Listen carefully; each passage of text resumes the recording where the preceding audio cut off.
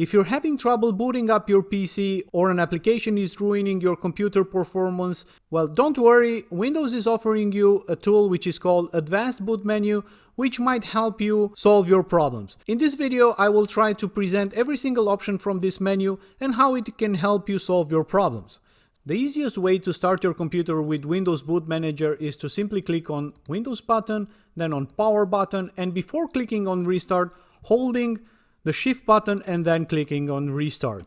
What will happen is that the computer will restart and you will end up with this Windows Boot Manager. Okay guys, so once you reboot your computer, you should end up with this screen, which is actually the Windows Boot Manager.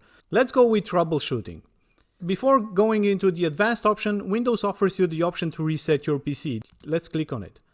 You either reinstall Windows by keeping all of your files but removing everything which is related to your apps and settings, or you actually remove completely everything. This means deletes all of the files on your hard drive, including the personal files. So this is actually a full clean reset of your computer. Before doing that, maybe it's worth checking the other options to repair your computer. So for this, let's go to the advanced options. Here we have multiple options, as you can see, so I will try to explain what each and every one of it does. First of all, startup repair. If when booting your PC you end up with a black screen or a simple command line prompt, then this is the option you should go for at first. Startup repair actually tries to rewrite your boot manager files, so maybe this is sufficient for you. If you believe that Windows updates did something to your computer, you have the option to just go in here, select either quality updates or latest feature update. So if you did install something from Windows, just go in here and try these options. Startup settings option refers to booting Windows in a basic way with most of the features disabled. Let's see how this looks like. Once you've selected startup settings, the system reboots and it's presenting you with these options. Enable debugging and enable boot logging is only useful if, for example, you're in contact with Microsoft and they are requesting this from you.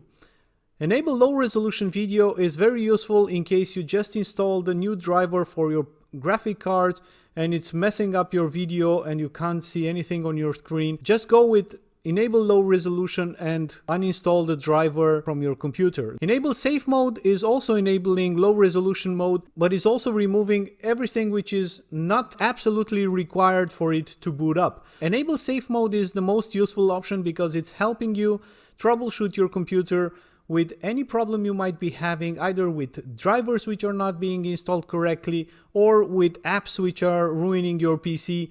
So just go into enable safe mode and undo the things you just did. Uninstall application, uninstall drivers, and then you can simply reboot your computer and it will go to a normal boot. Similarly to the enable safe boot mode, you have one with networking, which gives you access to your local network and also to the internet. This is in case your boot problems are not related to the network. So if this is the case, you can go with this option. Safe boot with command prompt is simply the same thing, only it's offering you the option to execute commands in a command line interface. Disable driver signature enforcement is a feature from Microsoft which actually checks that all of your drivers are signed. I would suggest you not to play with this, leave it as it is.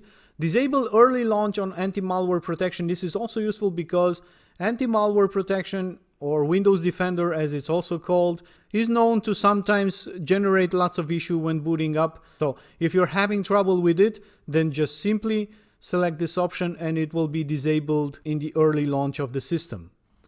Disable automatic restart after failure. Whenever your computer is failing, it's automatically restarting. So in case you want to check what causes the restart, you can also select this 9th option. So these are the first 9 options. Let's see. We press F10 for more options, and then you have the recovery environment. System restore, once you click on it, you will end up with some system restore images. You just click on next, and here you will get a list of all of the restore points you have already on your computer. This is basically referring to Windows itself. So Windows will go back to a previous version of itself. Once you select one of the options, you can scan for affected programs. Some programs might no longer work if they were, for example, installed at a more recent date than the restore point. So if you think that some of the settings you have changed in Windows are affecting your PC, then you can go somewhere back in time. You can click on the image and then you can click next, and it will reset your Windows operating system to that point in time. Command prompt is simply referring to a command line interface. So if you know what you're doing and you have some commands you need to run on your computer, you can use command prompt for simply executing them. The last option is a system image recovery. Usually most of the PCs which are being sold today also have a system image recovery on them. This is a hidden partition which contains Windows operating system. And if you select this option, what it happens is that it will actually rewrite your Windows. So it's pretty much a fresh installation like the one from the clean install. In my case, it finds no image because this is a virtual machine. Nevertheless, besides the one which is actually provided by the manufacturer of the laptops or of the computers, you can also create your own image of your system. So let's imagine that you have your perfect Windows with all of the apps you need installed. You can create an image and you can go back to this image anytime you want in the future. How to do that? Well, it's pretty simple. If you have the image already available, then it will be presented to you. Otherwise, you might need to look for it on a network.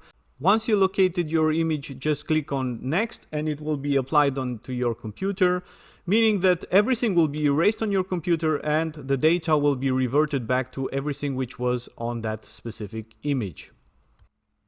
So this is it. I hope now you understand how Windows Boot Manager works and all of the options you have available in case your PC runs into trouble.